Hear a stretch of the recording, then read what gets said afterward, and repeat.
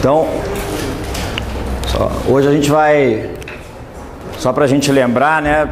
A gente já viu lá fase postulatória, petição inicial, resposta do réu, réplica, fase do julgamento conforme o estado do processo, ou aliás, entre as providências preliminares, e aí, a partir daí, fase do julgamento conforme o estado do processo ou saneamento do processo. Em alguns casos a gente vai direto para a fase decisória, em outros a gente vai precisar instruir melhor o processo, avança na audiência de instrução e produz a prova que precisa produzir com aqueles meios de prova que a gente estudou até a aula passada. A partir do encerramento da audiência, ficou faltando esse pedacinho aqui, não vou fazer o gráfico todo não, audiência de instrução, tá? A partir do momento que o juiz produziu a prova, vocês lembram da ordem da prova? Primeiro perito, pericial, depois o depoimento pessoal, se for o caso, depois as testemunhas, tá? As testemunhas por último. Então o que acontece aqui?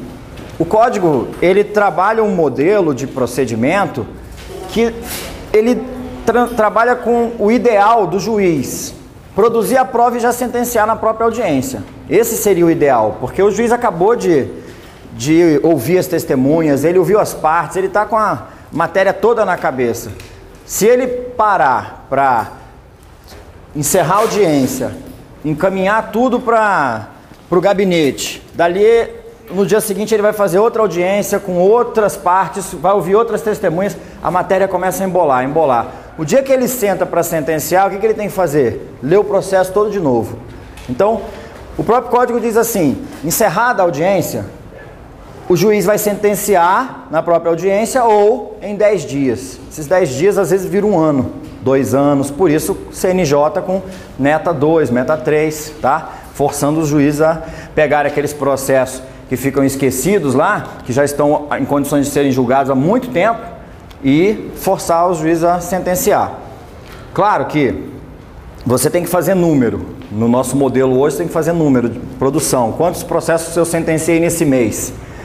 Chega eu sou juiz federal, chega uma açãozinha simples de nada, uma questão de isenção de imposto de renda, com base na lei tal, porque eu sou portador de uma doença grave prevista em lei. É só pegar o laudo médico, ver aqui a lei, doença, beleza, encaixa, isento de imposto de renda, aprecia liminar e tal. É melhor para um juiz que tem que produzir numericamente, julgar um processo desse, ou pegar aquelas questões previdenciárias, servidor público, que vem do sindicato, são 8, 10 volumes, o cara vai instruindo, e não quer nem mexer nisso. Então, que fica lá parado, ele julga 6, 7, 8 daquele mais simples, né? Então, acaba que tem essa questão também. Mas se vocês pegarem a evolução, o rito sumário, o sumaríssimo, né, os juizados especiais, o sumaríssimo, na verdade, é na própria audiência, né? A audiência é para tudo, a audiência é para conciliação, instrução e julgamento. O rito sumário, o código prevê a possibilidade de conversão da audiência de conciliação em audiência de instrução e julgamento, tá? E aqui também há essa possibilidade de o juiz já avançar para o julgamento. Só que antes de julgar, o que acontece? Terminou a produção da prova, o código diz que o juiz vai conceder a palavra para os advogados e, se for o caso, para o Ministério Público, para os debates orais, tá? São 20 minutos para cada parte. E, se for o caso de participação obrigatória do Ministério Público, o Ministério Público também tem 20 minutos após as partes, tá?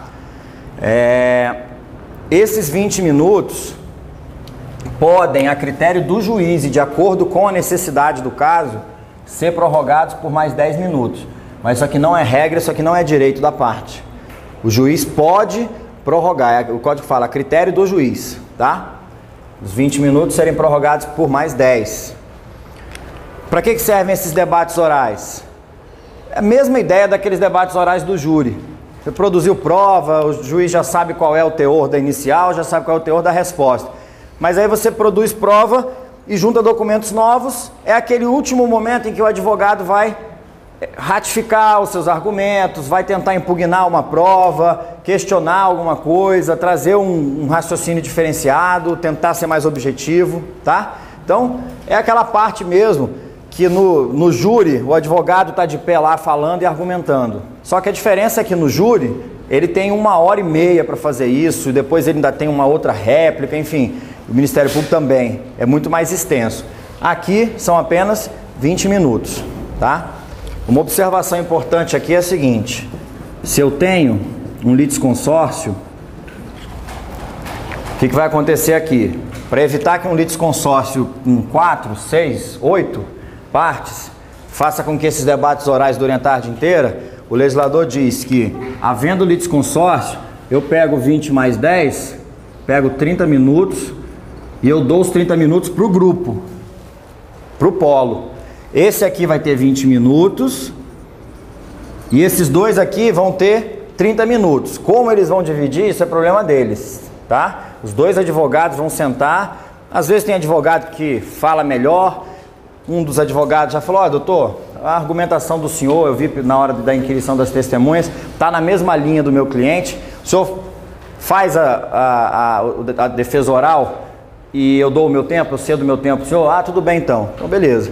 Às vezes divide igualmente por 15, tá? Com dois assim não dá muito problema não. O problema é quando você tem ali 4, 6, porque aí se você for dividir, às vezes sobra 5 minutinhos para cada um, tá? Isso na teoria. Na teoria, então, o código diz: encerrada a inquirição das testemunhas, o juiz dará prazo de 20 minutos, prorrogáveis a seu critério por mais 10, para cada parte, para sustentação oral, para os debates orais. Após os debates orais, o que o juiz faz? Sentencia, tá? E aí o código diz o seguinte: se a causa for de maior complexidade, vamos imaginar que a gente vai discutir um erro médico, já teve prova pericial, eu não sou médico, eu sou advogado, chego na audiência, eu tenho condições de fazer esses debates orais trabalhando a prova com facilidade, com fluência? Eu não vou ter entendido metade das coisas que o perito disse na audiência, eu precisei de um assistente técnico, né? Então, nas causas que tem maior complexidade, o que o código diz? Que o juiz converte os debates orais em memoriais. Memoriais escritos. Então, o juiz termina a audiência e diz assim: então, doutores, como a causa é de maior complexidade técnica, eu vou converter os debates orais na apresentação de memoriais escritos. Eu vou conceder 10 dias para vocês. Aí o prazo é judicial, tá? Cada juiz fixa prazo a seu critério, ok? Memoriais escritos, as partes vão fazer mesma coisa que os debates orais, os seus argumentos finais, suas razões finais, tá? Razões finais. E aí, juntam isso nos autos do processo e o juiz depois então sentencia. O problema é o jeitinho brasileiro, né? Para as provas que vocês fizerem, lembrem sempre do que eu disse. Memoriais escritos só são apresentados quando a causa é de maior complexidade, tá? É isso que diz o código. Na prática, o que o juiz faz para se livrar do falatório do advogado? Ele já aproveita que na nossa cultura, o brasileiro não é muito de falar em público, de querer argumentar ali de improviso. São poucas pessoas. Advogado, tem muito advogado que morre de vergonha. O juiz chega lá e diz assim: doutores, vamos fazer o seguinte, eu vou converter os debates orais em memoriais escritos e eu dou um prazozinho maior para vocês, uma espécie de barganha. 15 dias, tá bom? Aí os advogados: tá bom, excelência, tá bom, beleza, acabou. Então suspende, encerra a audiência, assina, todo mundo vai embora. Aí dá os 15 dias, as partes já saem intimadas, depois eles vão lá, preparam os memoriais e juntam, tá? Na prática, é muito comum a gente ver isso aqui, memoriais, ok? Mas o certo, que o código diz, qual é? Nas causas de maior complexidade. A justificativa é a complexidade, senão não tem por que você sair da audiência. Tá todo mundo na audiência já. Vamos resolver logo o problema, tá? Inclusive, quem virar juiz aí, lembra disso. Que aí depois não vai precisar de meta 2, meta 3. Então, os dois pontos mais importantes para vocês lembrarem para provas aí de concurso são esses: